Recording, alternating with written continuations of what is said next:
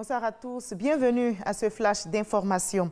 Le vice-premier ministre, ministre des Affaires étrangères de la République démocratique du Congo est en visite en Côte d'Ivoire. Il a été reçu ce lundi par le président Alassane Ouattara. Les échanges ont porté sur le renforcement de la coopération entre la Côte d'Ivoire et la RD Congo. On en sait plus avec Awa Touré.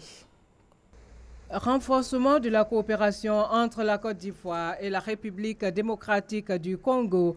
Les deux chefs d'État, Alassane Ouattara et Joseph Kabila, ont convenu d'entretenir des contacts réguliers à travers des échanges directs ou par envoyés spéciaux interposés. C'est dans ce cadre que le vice-premier ministre, ministre des Affaires étrangères et de l'intégration régionale, Léonard Okintundu, est venu transmettre au président de la République Alassane Ouattara un message de son homologue congolais Joseph Kabila. L'occasion aussi de faire le point sur la situation en République démocratique du Congo. Informer aussi le président sur le processus de la révision du fichier électoral, qui est la première condition pour organiser les élections. Mais en même temps, on a passé en revue la situation sécuritaire dans la République démocratique du Congo.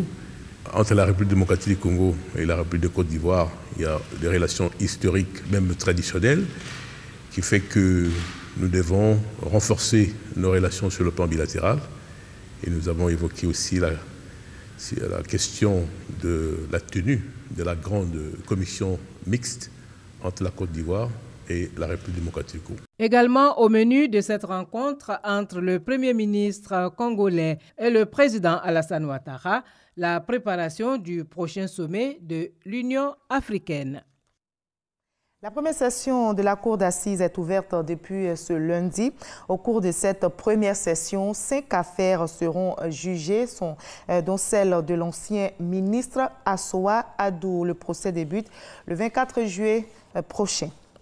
Le marché des Bromacotés dans la commune d'Agamé a été ravagé par un incendie ce matin. Le feu s'est déclenché vers 7h30. On déplore un mort et d'importants dégâts matériels. Les causes de cet incendie sont encore inconnues. Une enquête est ouverte pour connaître l'origine de ce drame. Le Portugal est aussi frappé depuis samedi soir par un des incendies de forêt les plus meurtriers de son histoire. Un dernier bilan fait état de 62 morts et 62 blessés dans le centre du pays.